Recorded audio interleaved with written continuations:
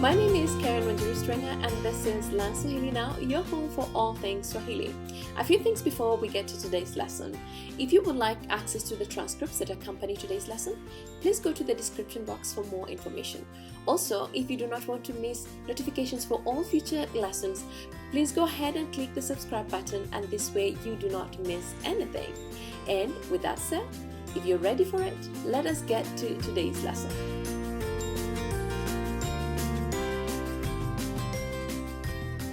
Welcome to mini lesson 1, and this is the first of a series of videos that is going to teach you how to make your own simple sentences. Of course, at the heart of Swahili sentences is the Swahili verb. Regularly, the Swahili verb exists in its infinitive form, that is, the to, then the action form.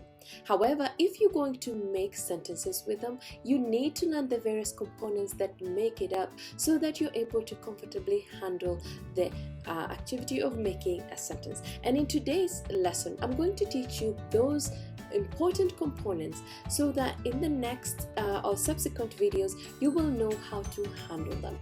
So let us start.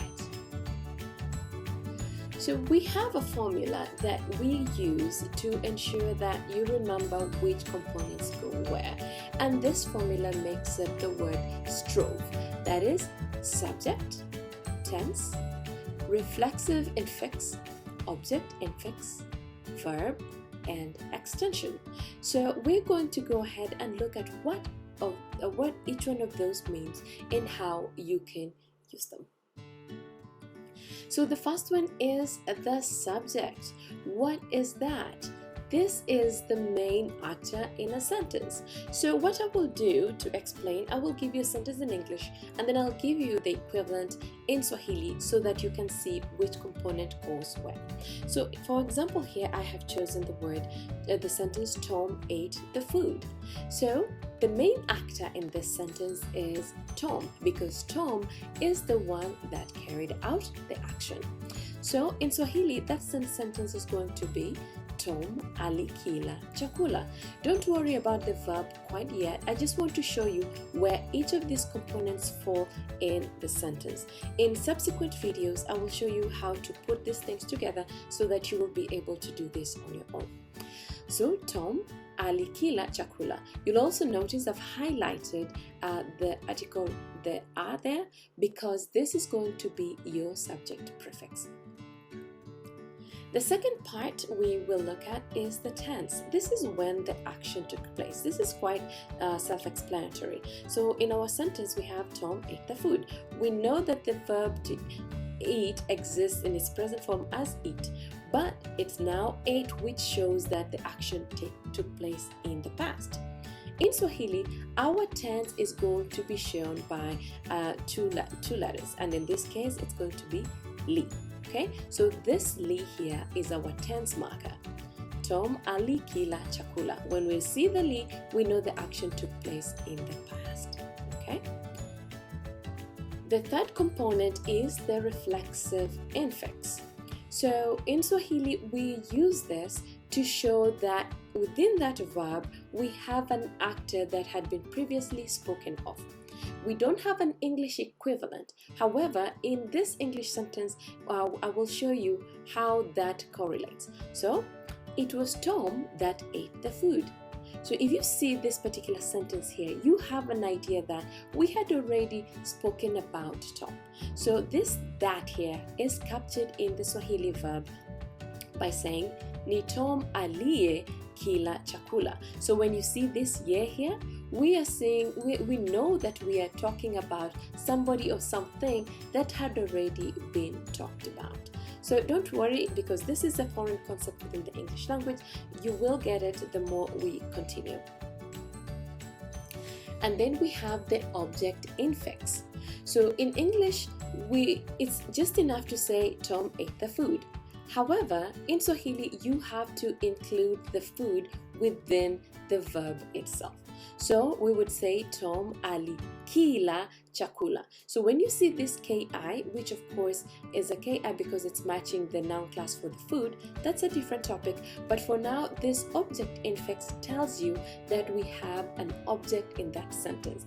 There is a recipient of an action within that sentence, as opposed to Tom ate. If we just said Tom ate, that means we don't have an object in that sentence. But if we said Tom ate the food, then we have an object in that sentence. So Tom alikila chakula. Okay? The next component is the verb. This is simply the action in the sentence. This is what actually carries the sentence. But interestingly, it takes a very small portion within the whole verb structure. So Tom ate the food. To eat is the verb that has been transformed into the past tense. So Tom alikila chakula. In our sentence, la is the verb. This is the whole action. And this is a very important component of this verb. So when we are using the verb within a sentence, we drop its infinitive form ku and simply use the la. And finally, we have the verb extension. These are simply verb endings that transform a verb to mean what we want it to say. In English, we have different ways of representing that. So for instance, prepositional verb extensions. So Tom cooked for the baby. In English, it's okay to simply say for the baby. However, in Swahili, we have verb endings that capture that idea for or to. So it's going to be Tom alimpikia chakula. Normally that verb would have simply been pika, but because we want to show that he cooked for the baby, we add the ia. Again, that's a huge topic that we are going to look at down the road. The causative verb extension, so Tom walked the baby. He made the baby walk, as it were.